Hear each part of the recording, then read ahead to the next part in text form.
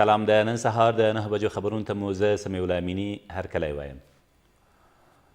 د افغانستان د سولې په اړه د امریکا ځانګړی استازی وايي د افغانستان د سولې په اړه هڅې تر اوسه مثبت لور ته روان دي. زلمي خلیزاد په خپله ټویټ پاڼه کې لیکلي چې باید بیړه ونه شي ځکه د افغانستان 40 کلنه جګړه په یوې ناسته کې نه حلیږي او زیاته کړې ده چې له طالبانو سره یې په وروستیو لیدنو کې د ترهګرۍ پر وړاندې د مبارزې او له افغانستانه د بهرنیو ځواکونو د وتنې په برخو کې پرمختګ کړی، خو تر اوسه هیڅ یوه موضوع وروستۍ شوې نه ده. نوموړی د افغانستان سوله د زیاتو لوبغاړو او موضوعاتو له امله پیچلې بولي او زیاتوي چې په دې برخه کې لا نورې مسئلې هم لکه بین الافغاني خبرې او اوربند پاتې دي. دا په داسې حال کې ده چې افغان حکومت د ښاغلي خلیزاد له کړنو ناخوښ دی او دغه بهیر له ابهاماتو او پوښتنو ډک بولي. کورنیو چارو وزارت له 14 ورځو راهیسې نه وزیر او نه هم سرپرست لري. اجرایي ریاست وایي چې تر راتلونکو څو ورځو پورې به افغان حکومت یاد وزارت ته د نوي نماند وزیر د معرفي کولو په اړه پریکړه وکړي. بلخوا پوځي شنونکي په اوسنیو حالاتو کې د کورنیو چارو وزیر نشتوالی د پولیسو لپاره له زیانه ډک بولي. د افغان حکومت د ملي امنیت سلاکار تېره ورځ د افغانستان لپاره د ناټو له ملکي استازي سره وکتل. د ملي امنیت شورا د خبرپاڼې له مخې په دې کتنه کې دواړو لورو د افغانانو په مشرۍ او مالکیت د سولې بهیر، د افغانستان او ناټو د همکاریو د پراختیا او همداراز د تلپاتې ثبات په اړه بحث کړی دی. په خبرپاڼه کې په دې اړه نور جزئیات نه دي ورکړل شوي. په هرات کې د وچکالۍ له امله پر 1200 زیانمنو کورنیو اندازه کرنیز او د څارویو خوراکي توکي وویشل شول.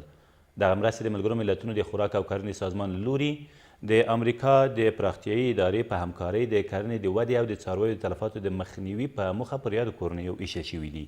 له دې سره سم د هرات د کرنې او اوبو لګونې ریاست مسؤلین هیله مند دي چې د اوسنیو بارانونو او اورې ورېدنې له امله په راتلونکي کال کې بزګران له وچکالۍ سره مخ نشي.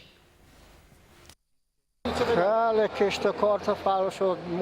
مالای مردم هم از گوشنگی اگه مرتکه 100 تا گوسفندش 50 تا بزمینه از گوشنگی هم نتونست، چیزی هم نبود که بخره، همه تفالات شد.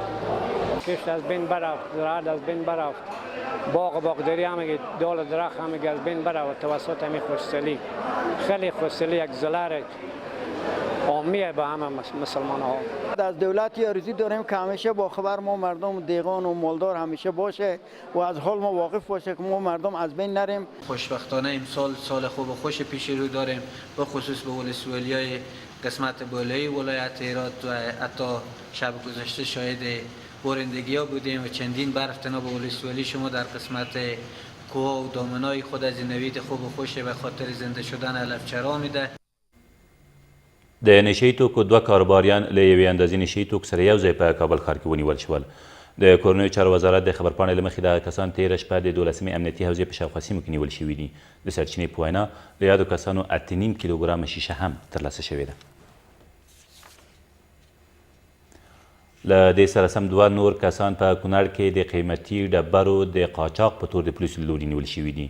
کورنیو چارو وزارت وایي دغو کسانو غوښتل نږدې 1200 کیلوګرامه معدني قیمتي ډبرې چې په یوې لارۍ کې ځای پر ځای کړي وو ننګرهار ته ولېږدوي، خو تر هغې مخکې تېره ورځ نیول شوي دي.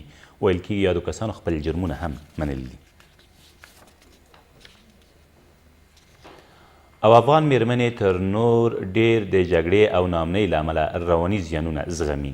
د ښځو چارو وزارت زیاتوي د دې ناروغۍ د پراخوالي لامل د لوږې او ناامنۍ ډېروالی دی.